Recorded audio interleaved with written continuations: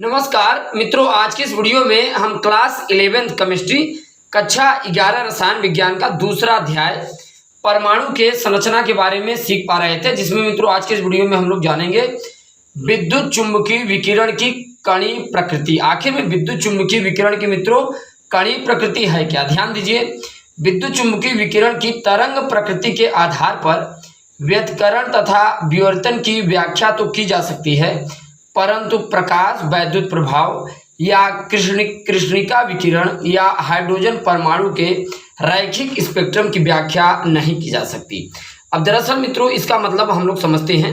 दरअसल मित्रों जो विद्युत चुम्बकीय विकिरण की कणीय प्रकृति होती है, इसमें कहा यह जाता है कि तरंग प्रकृति के आधार पर आप केवल दो की ही व्याख्या कर सकते हैं, एक व्यतिकरण और दूसरा विवर्तन। और आप किसकी व्याख्या नहीं कर सकते?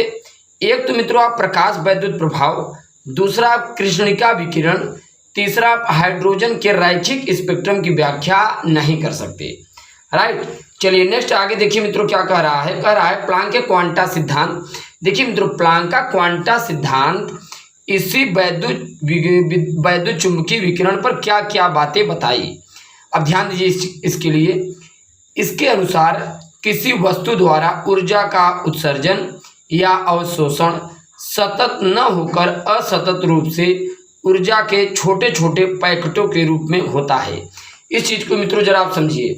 किसी वस्तु द्वारा ऊर्जा का जो उत्सर्जन या अवशोषण सतत न होकर असतत रूप से ऊर्जा के छोटे छोटे पैकेटों फोटानों के रूप में होता है।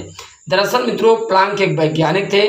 इन्होंने कहा कि जो परमाणु से ऊर्जा का अवशोषण होता है या उत्सर्जन होता है, इनसे कभी भी ऊर्जा का उत्सर्जन सतत रूप से नहीं होता। सतत का मतलब यह है मित्रों, जैसे मान लीजिए ठोस पदार्थ है, इससे लगातार ऊर्जा का विकिरण सतत रूप से नहीं होगा, बल्कि छोटे छोटे बंडलों पैकेटों फोटानों के रूप में ऊर्जा का उत्सर्जन होगा। नेक्स्ट पॉइंट मित्रों देखिए क्या कह रहा है। कह रहा है ऊर्जा के एक पैकेट को क्वांटा या क्वांटम या फोटान कहते हैं। मित्रों आप जानते हैं किसी पदार्थ या सूर्य से जो ऊर्जा का विकिरण उत्सर्जन होता है मित्रों वो बंडल पैकेट फोटान के रूप में आएगा। एक बंडल पैकेट जो फोटान होता है उसे पैकेट क्वांटा, क्वांटम या फोटान कहा जाता है। चलिए नेक्स्ट क्वेश्चन मित्रों देखिए क्या कह रहा है। अब देखिए तीसरा इसमें देखिए जो कि बहुत ही आपके लिए मित्रों इंपॉर्टेंट है। ये विकिरण ऊर्जा आवृत्ति के समानुपाती होता है। मित्रों जो ऊर्जा का विकिरण होता है वह आवृत्ति यानी फ्रीक्वेंसी के समानुपाती होता है। भाई अगर किसी वस्तु से ऊर्जा का विकिरण हो रहा है, उत्सर्जन हो रहा है, वह आवृत्ति और ऊर्जा के क्या होगा? अनुक्रमानुपाती होगा। राइट मित्रों, जब आप प्रोपोर्शनल का साइन हटाएंगे तो कोई ना कोई कांस्टेंट लगाएंगे। ई बराबर क्या हो जाएगा? H into new. न्यू बराबर मित्रों क्या होता है? सी अपान लैम्डा।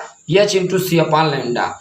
एच क्या है? प्लांक स्थिरांक है। यहाँ देखिए मित्रों इसका मान क्या होता है? 6.626 गुणित 10⁻⁻34 जूल इंटू सेकेंड होता है। अब आगे देखिए मित्रों क्या इन्होंने कहा प्लांक ने।